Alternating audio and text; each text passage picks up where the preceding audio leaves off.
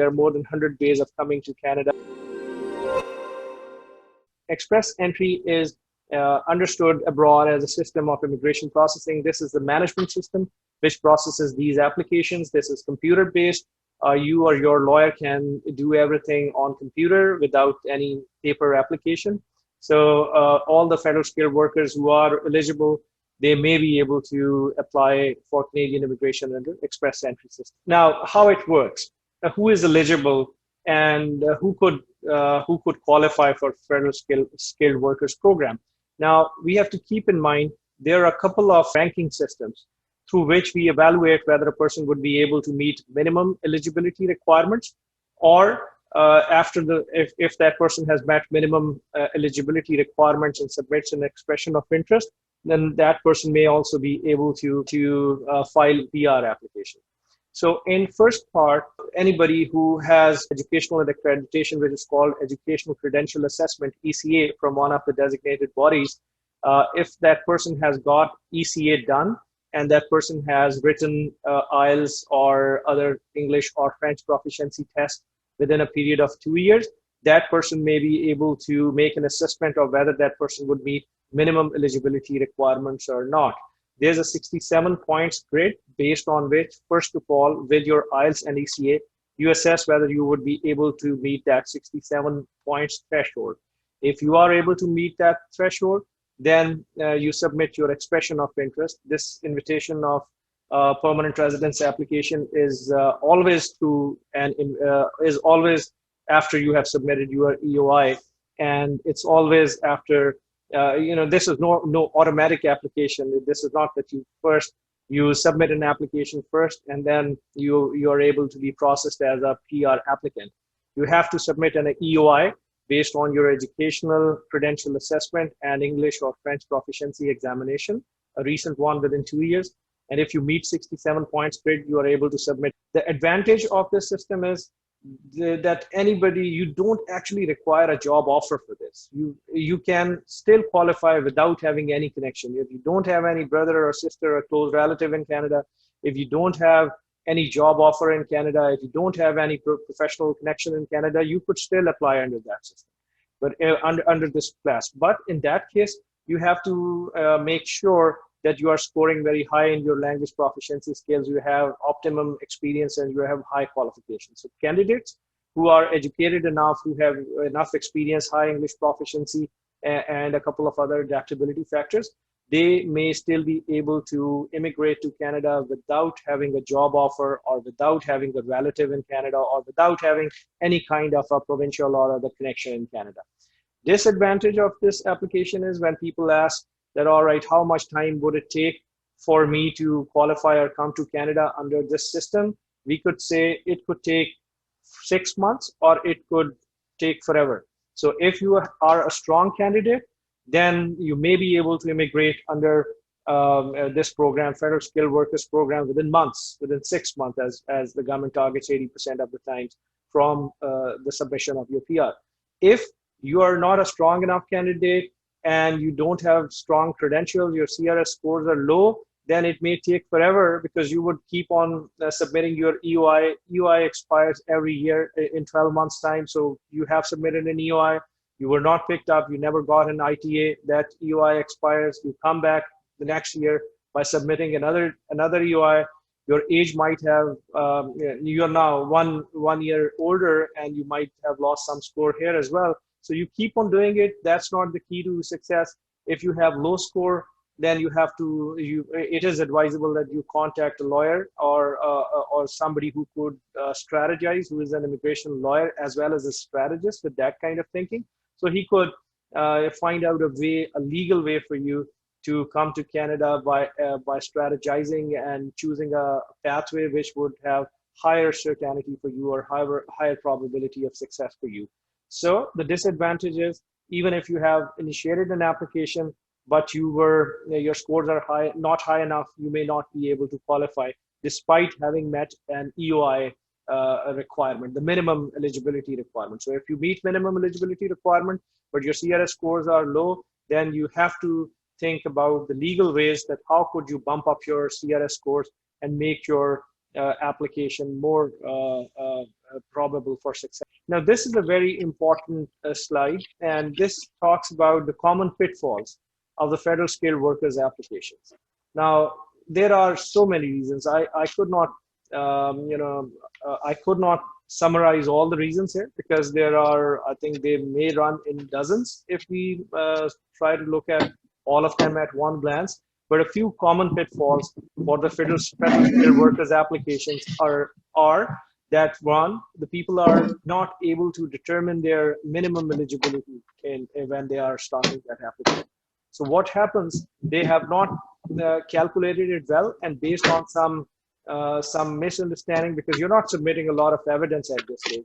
You make a calculation, you try to submit your 67 points to your EOI based on minimum eligibility points, and later on you realize that the calculation was not correct. Naturally, the process won't go forward from there. Then when you're submitting an EOI, I have commonly seen that people look at the knock codes, and then when they are matching or when they're picking up the code which matches their experience very close, they add in that, and they, without relying, just they look at the code, a couple of words used in the code, and then they when they are picking up the code, they feel that yeah, my job description or the work which I'm doing, it closely relates to that, while it is not closely related to that.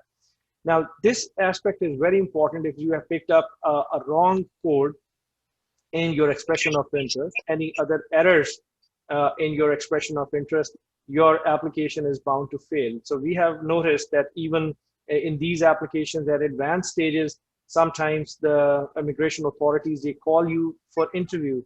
All right, now in this expression of interest, if the knock code is not correct, then they may call you for interview, and during that interview, they will have a very, very thorough discussion with you, and they would try to assess whether you have performed the duties which you are claiming in the knock code. So in last year, we had a client interviewed for 1.5 hours only based on that. That client was residing in a country where the consulate didn't exist, so he had to travel to another country, another consulate in another location, and he was interviewed only for the job description and the knock code, and then they finally determined that, look, you do not meet these knock code requirements, and your experience is not what you have suggested, an experience which meets the knock code requirements. So there were some mistakes committed by the visa officers in that particular interview, and they were not doing it professionally. There was an incorrect understanding. So we later on clarified that understanding to extra submissions, and then ultimately that client is today a Canadian permanent resident. But it happens. So these knock codes and job descriptions, you have to match them very closely in both the knock code as well as your job description. If there are errors in it, despite the fact that you met all other elements, you may still not be able to immigrate to Canada or succeed in an application. Then there are incorrect understanding of comprehensive ranking system. People go on the online calculators, try to calculate it there, ask a friend or a family member who did it. They try to simulate their experience, and misunderstanding of the comprehensive ranking system is something which can also be a recipe to disaster. Now, these comprehensive ranking systems, they are managed through the ministerial instructions. When we are looking at the comprehensive ranking system and we are calculating these scores, we go to the ministerial instruction, those notices which are issued by the Minister of Immigration, and then they have set out all different scoring patterns in that, or what should be, how a person should be scored. So if there's an incorrect understanding of comprehensive ranking system, you may be under a misunderstanding that I have high enough score in the CRS and I could still I would be able to immigrate, but you may not be scoring that high in that. Then the burden in these applications is on the applicant to establish all their credentials. Like, establishing age is not a complex thing, like you provide your valid passport and other IDs and your age is established. But establishing your experience in a particular knock code, establishing that was a full-time experience and you were paid for that, and your company is able to vouch for that experience and certify that experience, that's very important, especially for the people who are not working in multinational or high-end corporations, because those people are the ones who are not working in an organized, not all of us are working in Unilever or Philip Morris or Reckitt and Keyser and other companies. Now, these people, those people who are working in smaller companies, local companies, in their own family businesses, they are looked at very closely, because there could be an element of misrepresentation there, or there could be an element of maneuvering there. So that's assumed or presumed maneuvering by the immigration officers. So you have to understand these requirements. Now the burden is on the officer. The officer would give you an opportunity in the application, and in rare cases in an interview, but it is the applicant who must establish all those credentials. If you somehow, based on misunderstanding or not pleading very diligently, you're not able to convince the officer, then naturally you have not met the burden of proof in that case, and the application may lead to refusal at some stage. Now, similarly, misunderstanding of settlement funds, we've already discussed. There are inadmissibility issues that we have touched upon them previously, and we could tell further that anybody who meets all the requirements is the highest scoring candidate. If there are criminal inadmissibility, medical inadmissibility, inadmissibility based on misrepresentation, inadmissibility based on some other security grounds or human rights violations and other reasons, that person could still, despite having met all the elements in the Federal Skilled Worker Program application, may still not be able to qualify and could be refused to be immigrated or to be issued a permanent residence of Canada. So if there are some reasons, it's a good idea to talk to your lawyer, to explain everything to them, and then address those issues before you start with your application.